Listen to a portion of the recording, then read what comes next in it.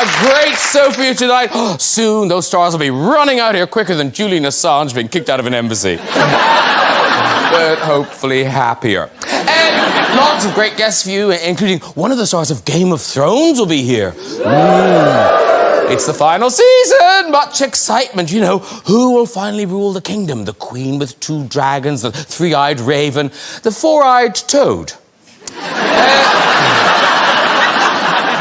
God help us. Michael Gove, just one of the Tory MPs who might be launching a leadership bid very soon. Not the only one, though. I believe we've got a picture of the other MPs who think they can do a better job than Theresa May. Yeah.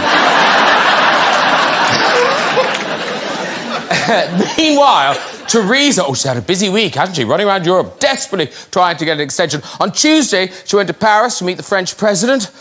Oh, there she is. Going at Macron like the hot vicar from Fleabag. No. What I like about the picture is, though, the French president has carefully staged it. Because if you look at the wider shot, look at that, he's up a step.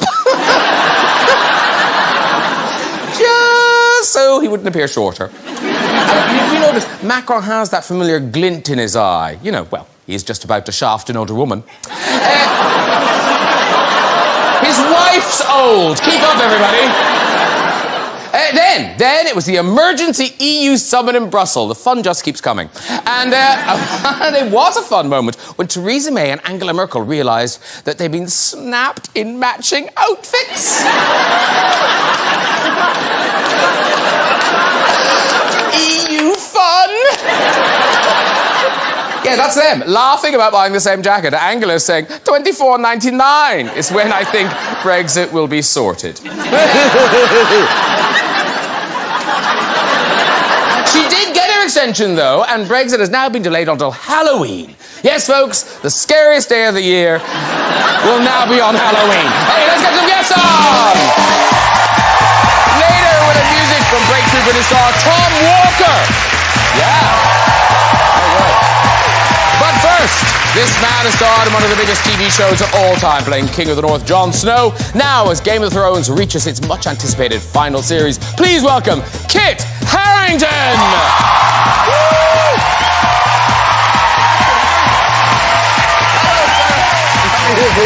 Have a seat, too. Kit Harington. She made us laugh in The Big Lebowski, thrilled us in Hannibal, and moved us with her Oscar-winning performance in Still Alice. Now she's taking the lead in the critically acclaimed Gloria Bell. It's Julianne Moore!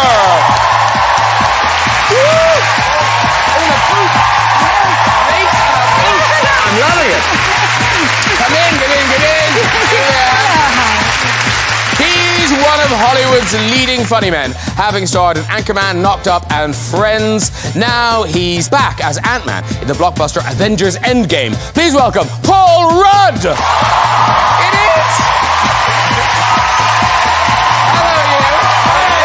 Hello, you! Yeah, come in, have a seat. Hi. And joining Paul in Avengers is the God of Thunder himself. It's always a pleasure to welcome the mighty Chris Hemsworth! Hello, sir. Nice to see you. Come in. Have a seat too. Yay!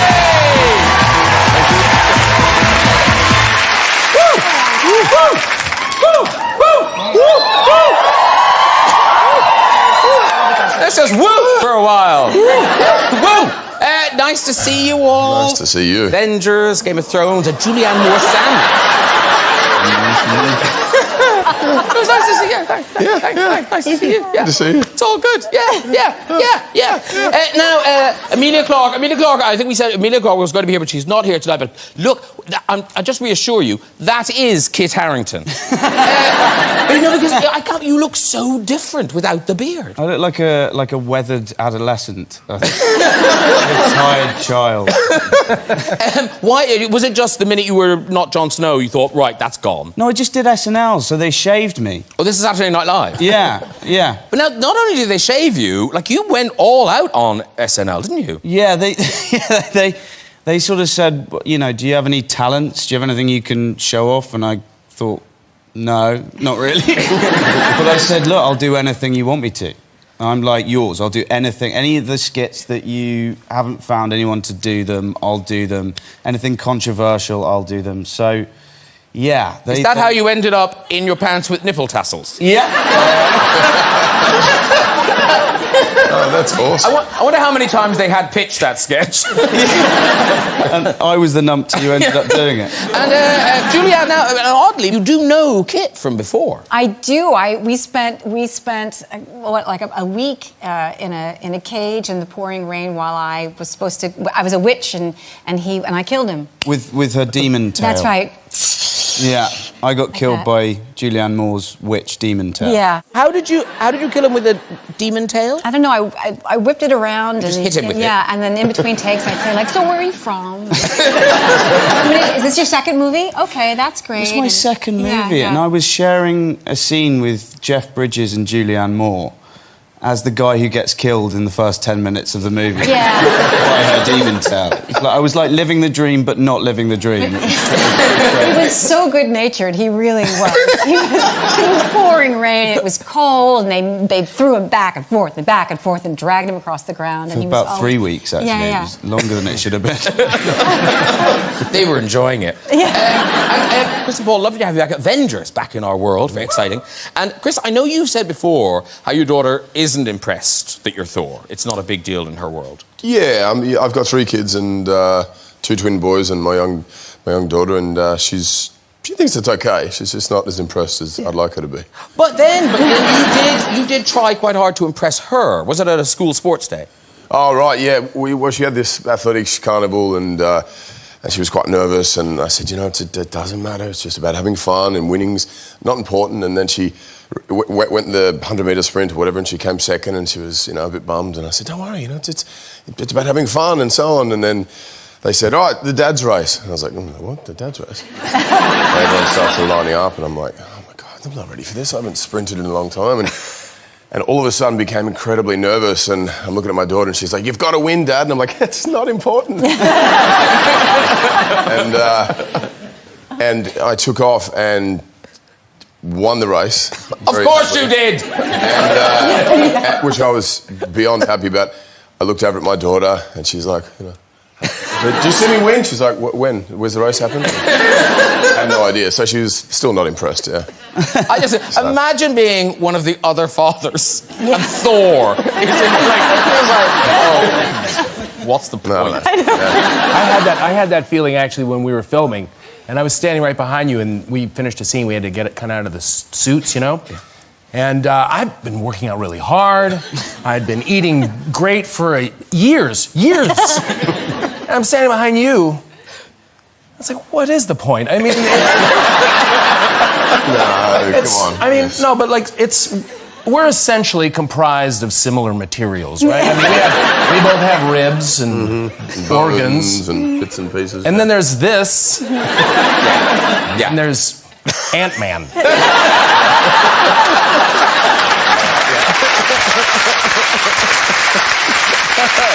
Right, let's start with Avengers Endgame. It stars Chris Hemsworth as Thor, Paul Rudd as Ant-Man, and lots of other people as other people. It's out everywhere on April the 25th. So, we all saw the last film. It ended in carnage. So does this film sort of start right then, or do we find you licking your wounds provocatively a few months later? Well, this is going to be... You can tell us how it starts, surely. I mean, can we, this is the hardest press to a... How do you handle this? I was going to ask you. I mean, the trailer you see is very early on in the film, and basically it's the, you know, everyone's at their lowest, and there's a bit of sort of survivor's guilt and I don't know, obviously anger and sadness, all that, and this is their you know, last-ditch effort to kind of right the wrongs and rally the troops. And nerds and non-nerds alike, where was Ant-Man in the last film? I had that same question. He was there. It felt like there was just this great party going on. And my invitation got lost in the mail. There's in Ant-Man and the Wasp, you find out if you watch the film. I've seen it. That it's kind of happening concurrently. So there's a moment at the end of Ant-Man and the Wasp, when I shrink down so small, I go into kind of a microverse in the quantum realm, and at that moment, there's a snap that happens. This is the Thanos. Yeah. And, very powerful glove. And everyone that was up kind of helping me do that turned to dust. And now fans are speculating, because I think we know that this is the last one in your contract. Yeah, I mean, I think for all of us, it kind of wraps up the 22 films and the 10-year cinematic journey, and yeah. So does that suggest that this film doesn't end well for Thor? I can't tell you. Yes, leading the witness. I mean, it regardless of what happens to you in this film with any of these characters, it's just the end of Phase 3 for Marvel, and it's just this culmination of, as I said, all these films, and who knows? Well, we've got a clip. Now, this is the kind of remaining Avengers discussing their plan of action against Thanos. And because Thanos is so powerful now, obviously people are going to think, how the hell can the Avengers beat Thanos? He's got a glove.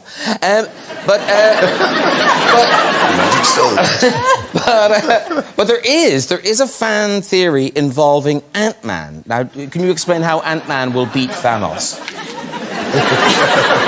I think I know the theory you're talking about. Yeah, a lot of people have asked me recently if I shrink down and go.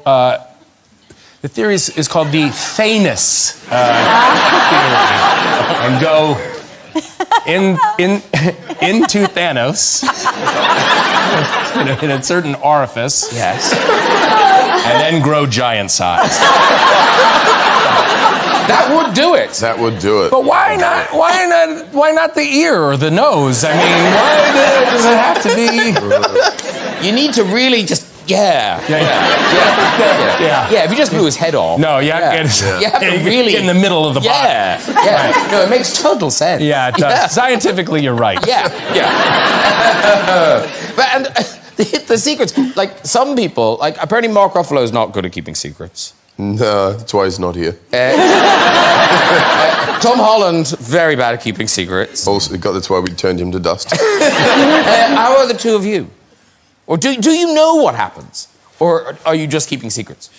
I'm just good at forgetting stuff. That's a gift. That often helps. Yeah. We haven't seen it, and there are many things in the film that we don't know because we didn't read a script. Yeah. That's not even a joke. No, but you weren't given a script. It's not like, who cares? Right. We didn't read it. We're literally just given our pages, though. Yeah. Our scenes, and so we don't know. Because Julianne has the opposite problem. People tell you their secrets. They do. I'm really good at keeping secrets, but I don't know if it's anything anybody really wants to know. So then, you know, it's not like about the Avengers or Game of Thrones or anything. It's just like, you know, where they keep their secret apartment or something. That kind of stuff. Secret. Yeah. But that's already fascinating. Yeah. Who has a secret apartment? Well, I think I'm always interested. So if I ask people questions and they say, that's funny, no one's ever asked me that. And then they tell me and I'm like, ooh.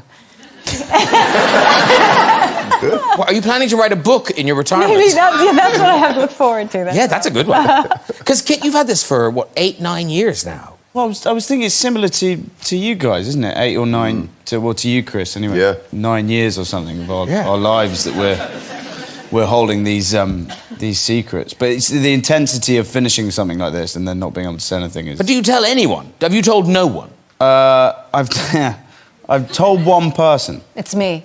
Yeah. Out the back. Funny story. No, it was getting too much, so I had to tell one person, and it's my friend James, who doesn't watch the show. I mean, he fell asleep in the first episode of the first season. And then I knew, like, you know, you need someone who's zero interest in what you do around you. Yeah. So we were having a drink the other night, and I just told him everything about how the series ends and everything, and he couldn't have looked less interested. He fall asleep again. people saying like the Night King this and the that, and he's the Night what? I've no idea what to do. So it was nice to offload to someone who has zero idea, about anything. Yeah. And he lives. Yeah, people would be waterboarding him. How weird are the secrets? Because people think they want to know, but they don't want to know. I want to know. Can we swap endings? Yeah. Because I'm obsessed with your show. If you tell me yours, I'll tell you mine. With you in company, so you can. Yeah. Yeah, and our secret share. Sorry, Paul, you're out. No, it's fine. I'll tell you what happened to you. Because Julianne, now there's Avengers and Game of Thrones. Are you a fan of either? Of all of it. Oh, okay. You couldn't choose. No, I couldn't possibly choose. No, I could not possibly choose. Yeah. And here's an odd thing. Now, you've never been in I know you were in Hunger Games and stuff. Right. You haven't been in a superhero. No, I have no superpowers. Well, no. I heard you in an interview saying you do have a superpower, and it might be one that a lot of women share. I don't know. Right. I don't. Oh yeah. I don't feel pain in my feet. But you genuinely don't, do you? No, I can't feel a thing. Okay, and here's your proof. Here's your proof. This is Julianne Moore on the red carpet at Cannes, I think. Now look at her face. Yeah. Look at her face there. Not feeling it. Not feeling Look at that. Look at that. I'm having the time of my life. Yeah. I couldn't be happier. Right. Now check out her feet. That's got to hurt. I did not feel a thing. Did you not know that was happening until you saw the pictures? Of course not. Even my daughter was like, "Mom!" I swear to God, I didn't feel it. They just fell off. My little toes fell off the shoes. I didn't feel a thing. Wow. No, I know what. Yeah, you're jealous, aren't you? I am. I really am. Right, Julianne Moore. Julianne Moore brings us the critically acclaimed Gloria Bell. It's in cinemas and on Curzon Home Cinema from the 7th of June. So, Julianne, you are Gloria Bell. Yeah. Tell us about Gloria Bell. Tell us about her story. Well, it's a movie that really sort of celebrates a regular woman living an ordinary life. She lives in LA. She has 2 kids. They're young adults. She's divorced, and she likes to go out and dance. Just because she likes dancing. And she happens to meet a guy. I meet John Turturro, who's really fantastic, and we start this relationship because we've met in this club, and then that's kind of it. That's the whole story. But unusually, this is it like a shot-by-shot remake? It's not. But it's a remake? It's a remake of a Chilean film called Gloria by the same director. So he's directing it again? Yeah. I had seen the first film and really, really loved it and wanted to work with him, and we have a manager, and so we met, and there's kind of a misunderstanding, and we had this long conversation, and he said, "I know that you don't want to remake this." And I said, "Well, I would do it if you directed it." And he said, "Well, I would direct it if you were in it," and then that's how we ended up doing it. Oh, fantastic. But yeah. So, was it a strange experience making a film you'd already seen? No, because, well, for one thing, by the time we made it, I had seen it years ago. Oh, okay. It had been a long time. Yeah. And also, we weren't you're never remaking a movie, you're actually just making a movie. Yeah. So it's sort of, it's like if you do something that's based on material, it's like doing Hamlet again, I guess, or something. You don't think well, they've already done it. Yeah. Or a skull. Star is Born, 4 times. People do this, you do. Yeah. Let's see a clip. Oh, of Gloria Bell. This is you spending an evening with your children, your ex-husband, and the new boyfriend. Right. Look at these two. Look at these two. Well, I have to say, watching it, I thought, I really hope young people see this film. Yeah. To discover that dating never gets easier. That's right, yeah. There's no wisdom with age. You can be as messed up in your 50s as you are in your 20s. Yeah, that's sort of what this is. Yeah. Because John Turturro, he does a weird thing that apparently it's happened to you in real life. It did. And there's I don't want to give away anything in the plot, but we were talking about bad dates and stuff. And I actually was seeing a guy, because there's a lot of bad dates in this movie, and I was sort of seeing a guy kind of casually. It wasn't any big deal, and we ended up at the same party, and I was like, "Oh, hey, you're here." And he's like, "Yeah." And he goes, "Wait here, I'll be right back." And 45 minutes went by, and he never came back. And so there's an incident like that in the movie, and people are like, "That doesn't happen." I'm like, "Oh, it happened to me." So yeah. But I know. But not only did he not come back, he properly ghosted you. Yeah. Like exactly. Gonity gone. Right. Yeah. You mean the movie or real life? Real life. Yeah. Yeah. He didn't. He never come back. Yeah. God. Paul, you've also had quite a classic bad date. Yes, I did. When I did. Yes. Yeah, I probably had a couple of them, but one was really bad. I was a double date. A buddy of mine and I went out with 2 girls many years ago, and the girls didn't. I think it was pretty quickly we realized they were not that interested in either one of us, and we thought it would be funny if we just started making each other laugh. And each guy kept trying to outdo the other guy with just silly things. And when we were driving home, I was driving, and I used to have a Jeep. It didn't have the doors on it or a roof or anything like that. And I was driving. I thought it'd be really funny if, while I was talking to my date, who was riding in the seat next to me, if I just stepped out and started running alongside the car. And I wasn't driving fast, obviously. But even when you're driving slow, You can't get out. it's really fast. And as she was talking, I said, I just stepped out of my car to run, and I hit the pavement so hard. And I felt the tire kind of swoosh past my head. I looked up and I saw my car going toward a tree. And then it stopped because the girl in the back had to jump in the front seat and put on the emergency brake. My hands were all cut up, my pants were torn, and I limped back to the car, and they were ashen-faced and wondered what just happened? What did you do? And then we just drove home very quietly. Is one of your main jobs reassuring people that if they visit Australia, they won't get killed by something? Yeah. We talk about, it's your greatest fears and so on, like snakes, spiders, sharks, all the things that are everywhere in Australia. Yeah. So I avoid those questions. Have you guys all been to Australia? Yeah. Yes. You've never been? Never been. I know. Well, now that I've met the ambassador, I'll be sure to go. I will organise a trip for you. We'll just try and... But he doesn't need to go to Australia because you are one of those actors who has lots of superstitions and things you have to, like, What does that mean? I don't... Well, I don't know, like the one with ambulances. What's the thing, when you see an ambulance? I have to scratch my balls. Is that because of something?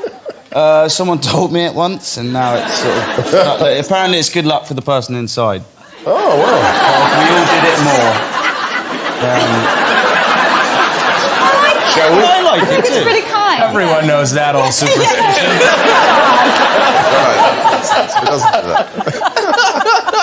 The flashing light, scratchy balls. Yeah.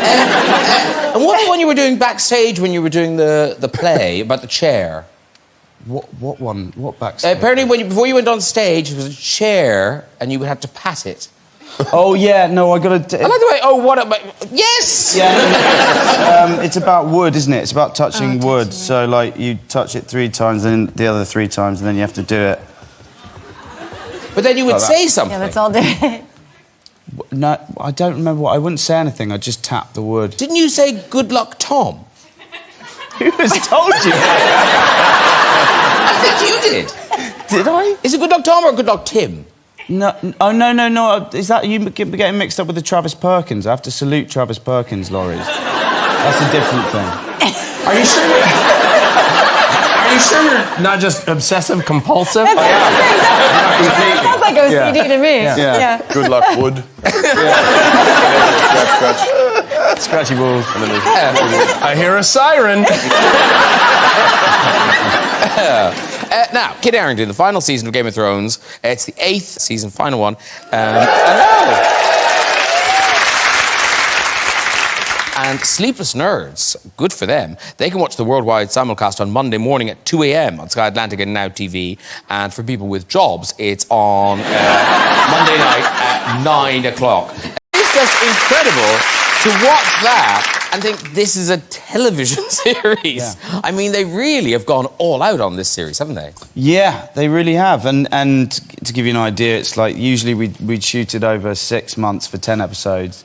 This time we shot it over 9 months for 6 episodes, and I think they upped the budget by like almost a third or something. So they've gone to town with it, and it's really exciting to be watching it. Like for me, like especially it's coming to an end. It's ending, and I think that there's going to be some incredible sequences and stuff that I woke up last night and had a genuine panic attack about it because I suddenly suddenly you're like, well, this is 8 years and it's climaxing, and like, what if we messed it up? I had one of those, but I think it's going to be brilliant. But people are talking about this extraordinary battle, which apparently is one of the, literally one of the biggest battles that's ever been put on film.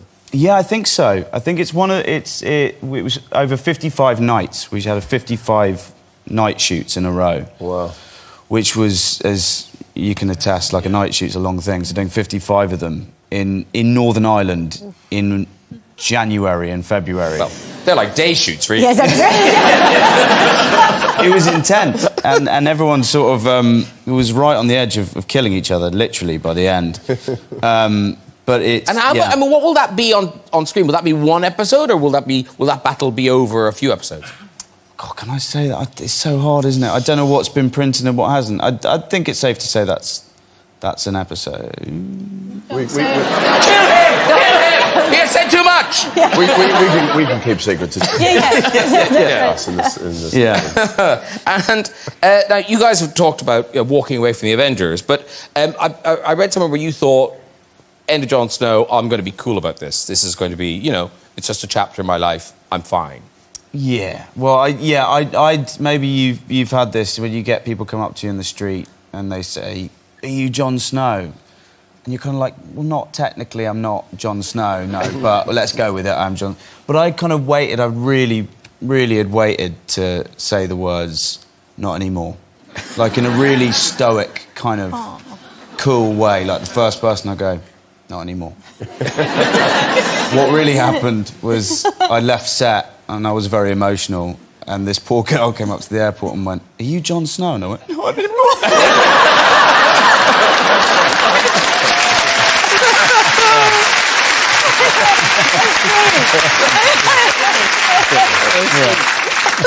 She must have just walked away. Backed going, off.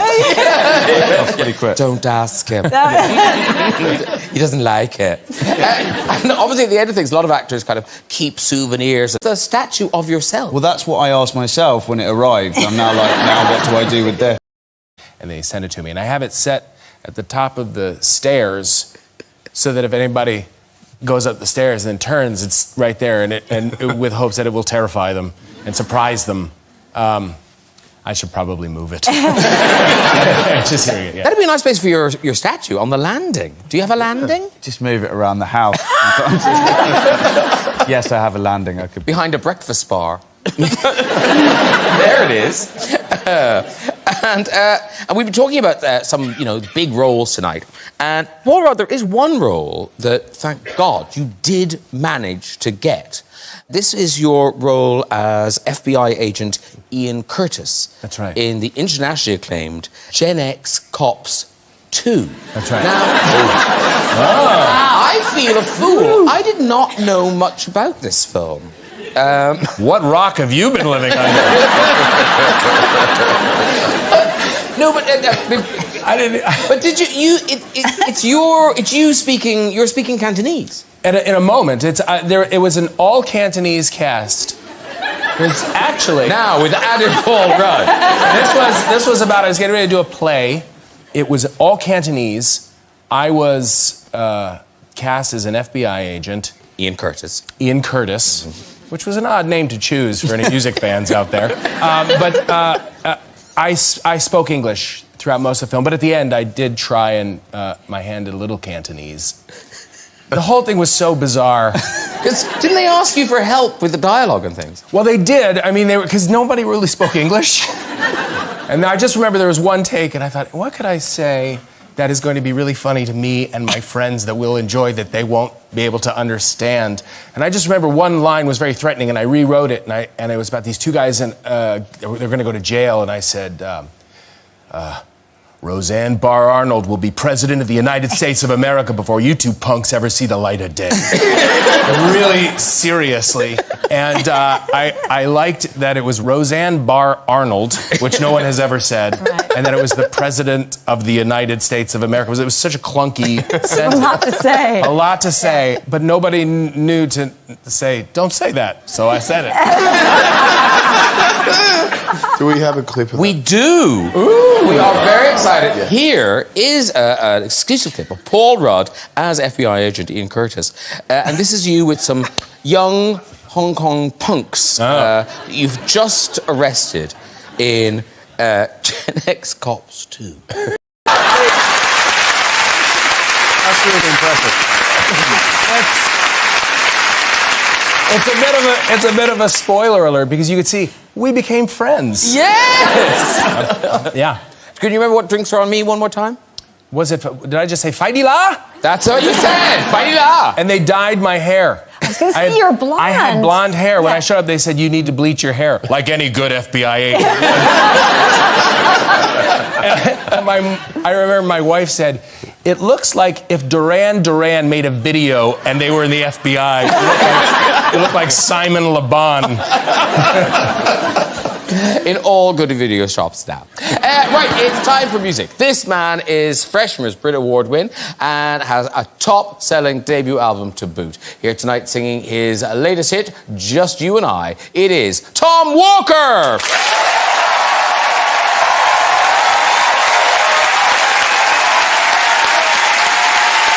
Very good! Tom Walker, a beautiful job! Come on over, Tom!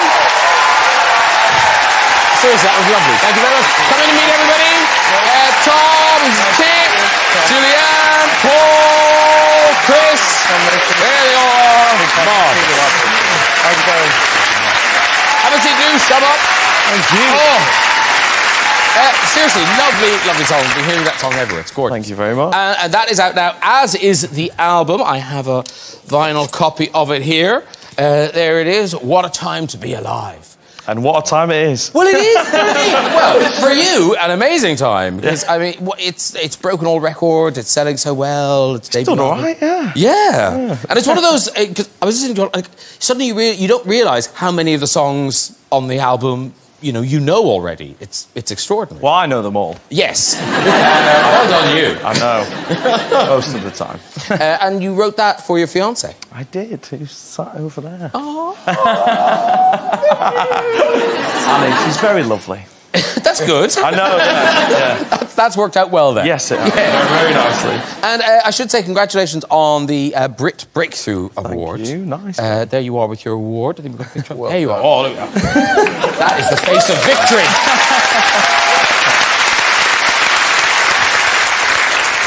Now, we have a really sweet, I don't know who filmed this. It's a clip of, I think it's your family back home, watching Tom on telly winning the award, OK? Now, one member of the family gets a shout-out and is very pleased about it. Here you go. My management team, Simon King, Jake Tasker, absolute legends. To my label, Relentless, big up Shabs, absolute hero. To everybody up in Scotland, to my grannies.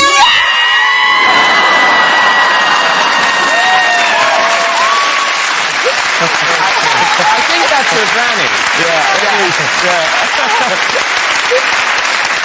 Is your granny here tonight? She is. She's right over there. Oh, they're all here? Yeah, and my mum. And your all the important women in your life. 3 favourite ladies. Your 3 favourite ladies. Lovely. Well done, you. And now, I hear, I don't want to put you on the spot, but are you being Avengers now? Maybe. Possibly. Yes, I am, yeah. I've got it downloaded on my phone, ready to go at all occasions, really. So we can watch it together later, maybe. What do you reckon? Yeah, I've heard you got spare hammers. I'm after one of them. Yeah. I'll be honest. I'll trade you for the vinyl there. Absolutely, yes. I thought you said they were valuable. To some. Kids just started in the garden. Well, listen, I'm so happy for you. I mean, what an amazing success story. It's fantastic. Thank you very much. So thank you very much for that song. Good luck with the album. Nice. And good luck with the tour. Tom Walker, everybody!